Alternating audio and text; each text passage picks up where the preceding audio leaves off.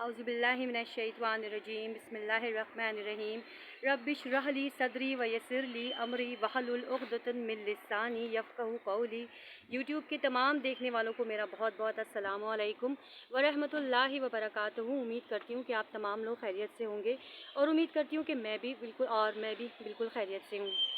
आज की जो हमारी वीडियो है वो किसी टॉपिक के ऊपर कह लें या फिर किसी शख्सियत के ऊपर हमने रखी है, द वन एंड ओनली, वो शख्सियत जिसके बारे में इस वक्त तमाम लोग बहुत अच्छी तरह जानते हैं कि वो किस कदर बहादुर थे।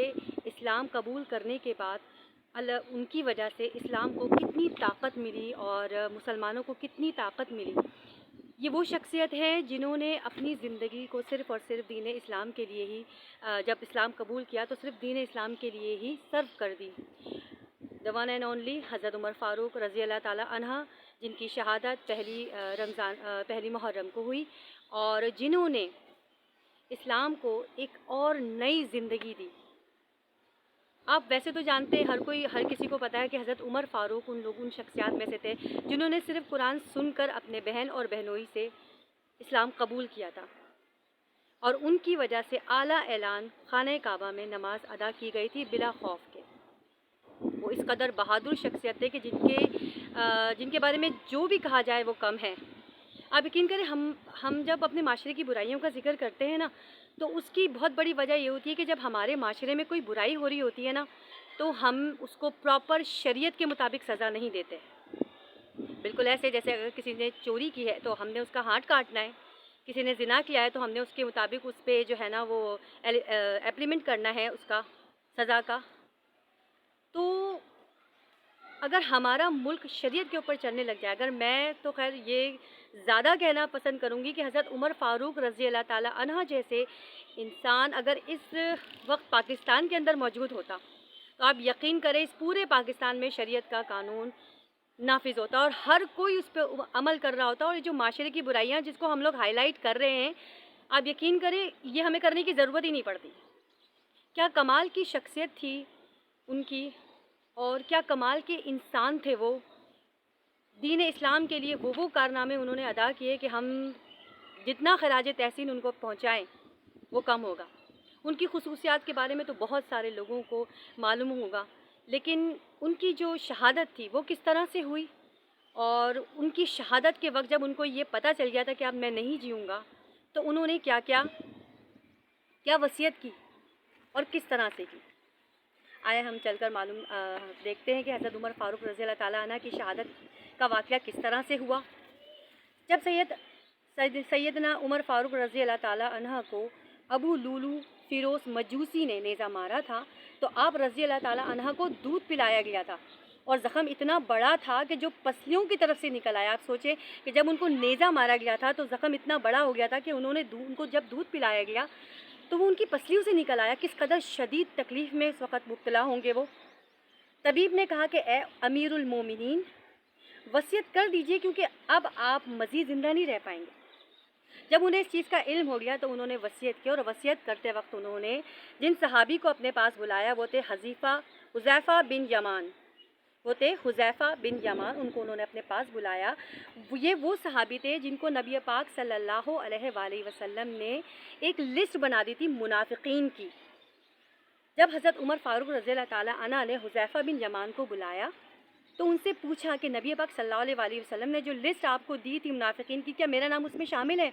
लेकिन नबी पाक सल्लल्लाहु अलैहि वसल्लम ने वादा किया हुआ था हुज़ैफ़ा बिन यमान ने, तो वो नहीं बताना चाहते थे। इतना इंसिस्ट किया उन्होंने, इतना ज़्यादा कहा हज़रत उमर फ़ारूक रज़ी अल्लाह ताला अन्हा ने कि मुझे बताइए कि क्या मेरा नाम मुनाफिकीन में शामिल नहीं। वो ज़ारो क़तार रोने लगे क्योंकि उनको डर था कि मैं वादा खिलाफ़ी कर रहा हूँ। लेकिन उन्होंने कहा कि अगर आपकी जगह कोई और मुझसे ये पूछता तो मैं कभी नहीं बताता। मैं सिर्फ आपसे ये कहना चाहता हूँ कि उन मुनाफिकीन में आपका नाम शामिल नहीं था।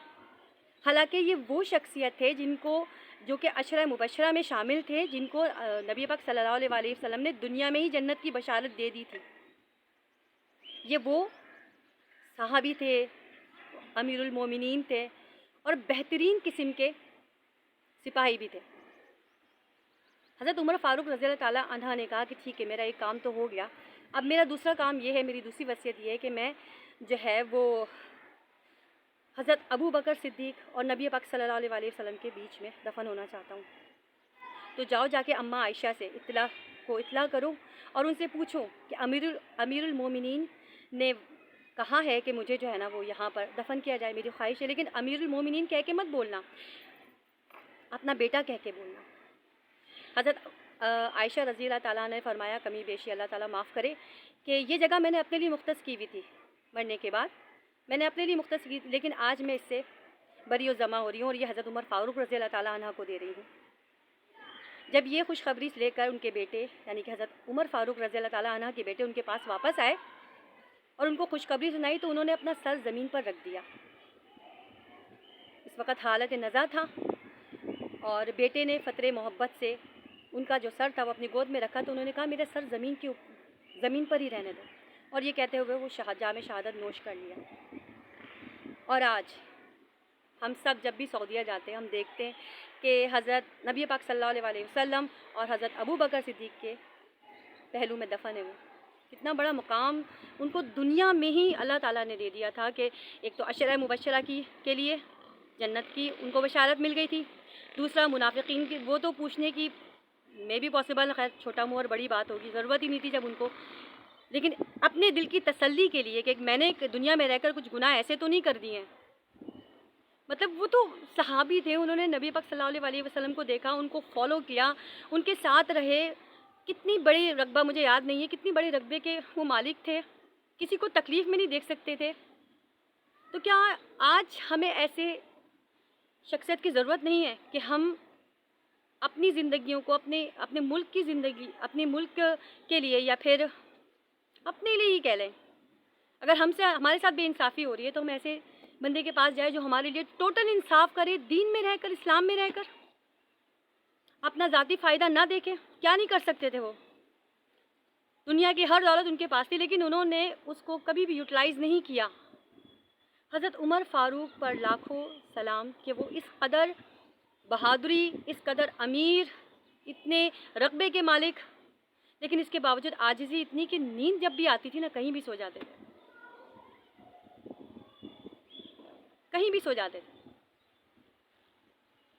تو ان کی شخصیت کے پہلو کو اجاگر کرنے کا ہمارے لیے بہت ضروری ہے کہ ہم ایسے لوگوں کو اپنے ملک کے اندر حکومت کرنے کا موقع دیں جو ان جیسے لوگوں کی سوچ رکھتے ہوں، جو ہاتھ میں قرآن لے کر قرآن کو سمجھ کر، اصل میں یہ حکمرانی جو ہوتی ہے نا، یہ حکمرانی اللہ کی طرف سے ہوتی ہے، اور حکمران بظاہر حکمران نہیں ہوتے، وہ عوام کے غلام ہوتے ہیں، نوکر ہوتے ہیں وہ، لیکن وہ ایسے حکمران بن جاتے ہیں کہ بس سب کچھ سمیٹ لیں اور لے جائیں اپنی قبروں میں حالانکہ کچھ نہیں جانا ہے ساتھ.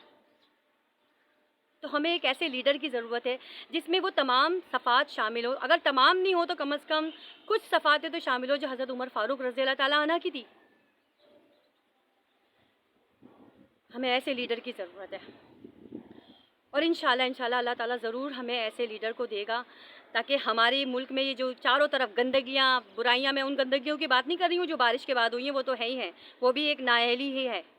میں ان گندگیوں کی بات کر رہی ہوں جو ہمارے گھروں میں، ہمارے معاشرے میں، ہمارے تعلیمی اداروں میں، ہمارے افسروں میں، جو افسری ذات ہے اور جو کیا نام ہے آفیسز میں ہو رہی ہیں یا پھر ہمارے ملک میں حکومتی سطح پر ہو رہی ہیں. ایسی تمام چیزوں سے ہمیں نجات ملے. ہمیں ایسے حکمران کی ضرورت ہے جو حضرت عمر فاروق رضی اللہ تعالیٰ عنہ جیسا انصاف کرے. ہمیں ایسے حکمران کی ضرورت ہے جو انہی کی ذات پر انہی کو فالو کر کے ہمارے مسائل کو حل کرے.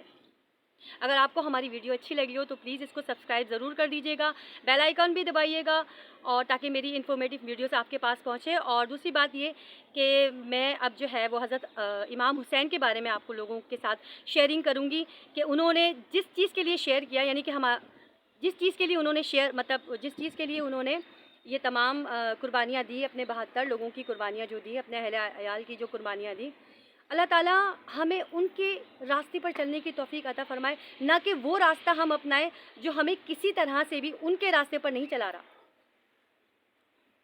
इंशाल्लाह आने वाली वीडियो में हज़रत इमाम हुसैन के बारे में हम बात करेंगे। अल्लाह ताला हज़रत उमर फ़ारूक रज़ी अल्लाह ताला अन्हा पे लाखों सलाम, और हमें ऐसे लीडर की शदीद ज़रूरत है। अल्लाह ताला हमें ऐसा लीडर दे जो हज़रत उमर फ़ारूक जैसा हो, उनके असूल जैसा हो, उनके असूल के हिसाब से वो ज़िंदगियाँ गुजारे, ताकि हम भी ये जो माशरे की बुराइयाँ इनसे निजात पाएँ। जज़ाकल्लाह व खैर।